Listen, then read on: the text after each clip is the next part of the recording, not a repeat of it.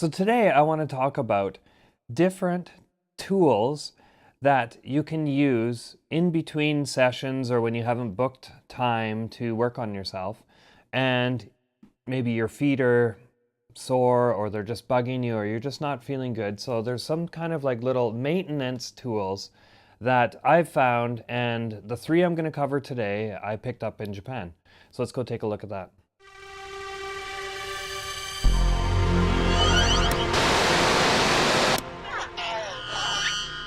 So one of my favorite things that I picked up in Japan and found out about was something called the Takebumi.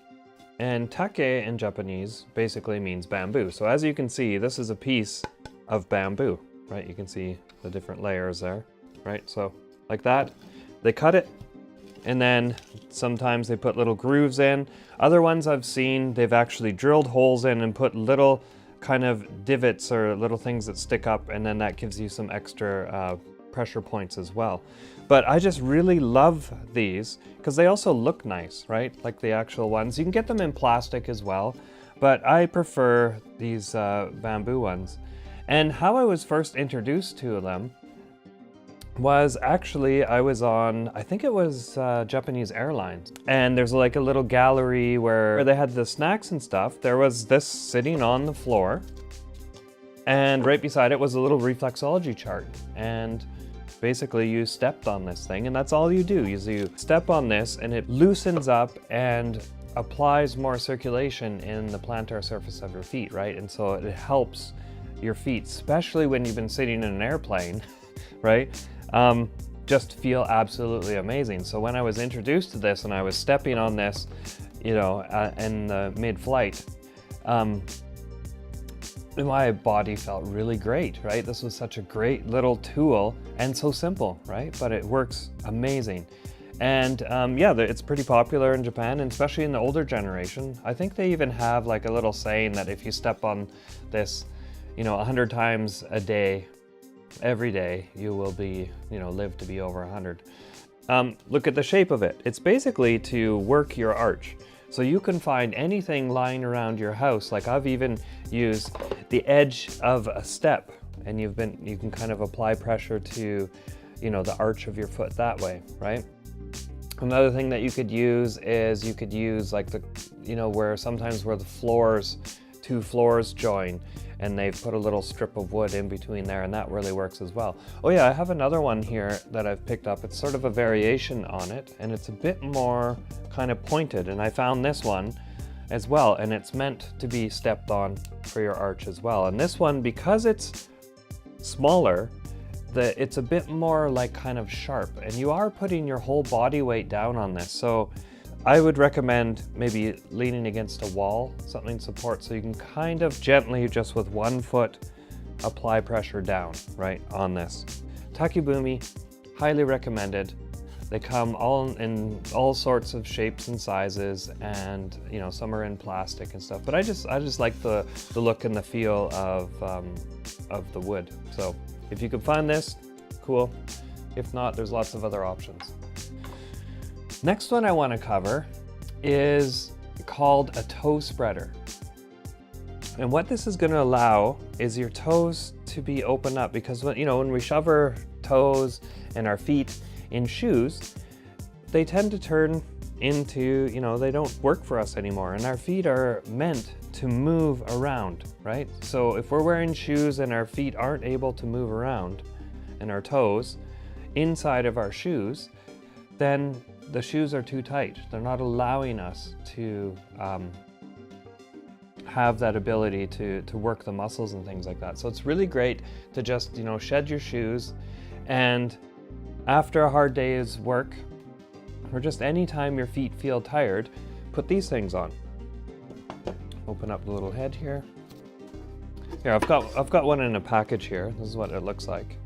And it actually says up here that it's a pedicure pad, but it's totally not. Because down here it actually says toe relaxation, right? So you could use it for pedicure pad. The pedicure pads that you do get are way skinnier than this. So if you look at that, it's quite thick, right? And if you're looking at this, you'd probably say, well, there's not enough spaces here, but basically the big toe starts over there and then they go in like that. And you can see that it's going to spread your toes open. And this is something that I would use, and I usually recommend after like a hot bath, or if you're not in the bath, maybe a hot shower. And then when you want to put up your feet at night and you just want to, relax, put these on, and just it allows your feet to and your muscles to relax by just giving a nice gentle spread. Okay, so if the first couple times you try something like this and it's uncomfortable and it hurts, of course stop. But the idea is here is to give it a nice gentle stretch, and I leave it on until I feel that it's been long enough. But I leave it on for a good 15 minutes, and I'm used to them now, so I can actually get up and walk around in my bare feet wearing these, and it's really comfortable for me. But just wear them until you feel that your muscles are getting sore. Same thing as when you're working out. You don't want to push yourself too much where you're actually crazy or causing pain or anything like that.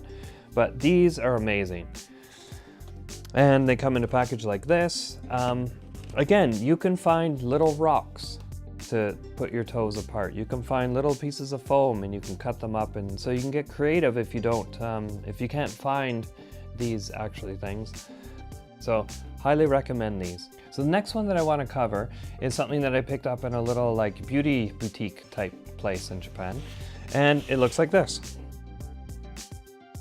And what it is the idea here is that it's like a bunch of different different sized rocks basically put onto a mat, and it's really cool because you can easily roll it up and put it away for storage, and then when you want to use it you can pull it out and you can step down on it.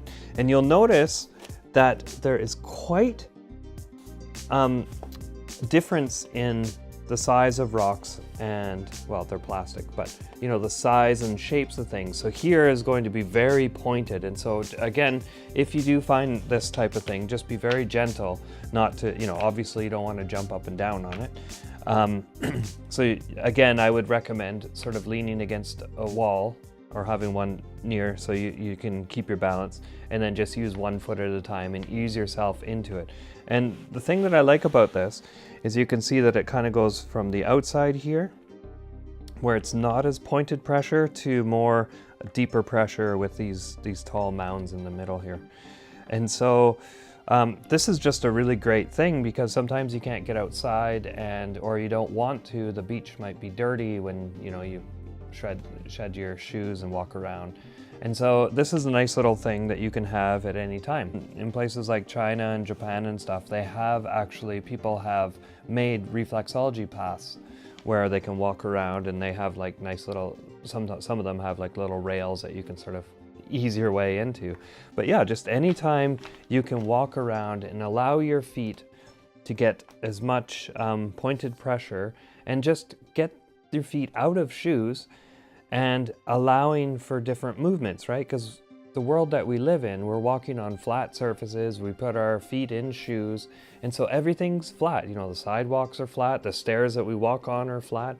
But if you look around in nature, that's not the case, right? You have little hills, you have sand, you have different textures and things like that. And so what's happening is our feet aren't adjusting to all this different terrain, and our bodies are getting lazier, right? So tools like this, tools like the Takebumi and the toe spreaders that I have in here, these are all really great tools to basically do what nature does for us anyway if we were to shed our shoes and just walk around, right?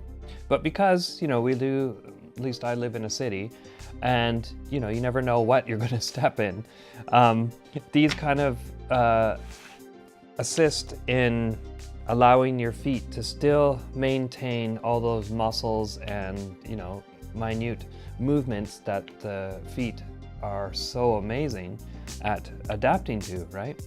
And so these are really great things, and I wanted to make this video so that it's a reminder for myself that I have these tools and please use them, right? So that's one of the biggest things is, So what, and who cares if you have the greatest, you know, self-help or tools and things like that if you don't use them, right? These kind of tools are essential to, you know, a happy, healthy life, right? So I wanted to share that with you.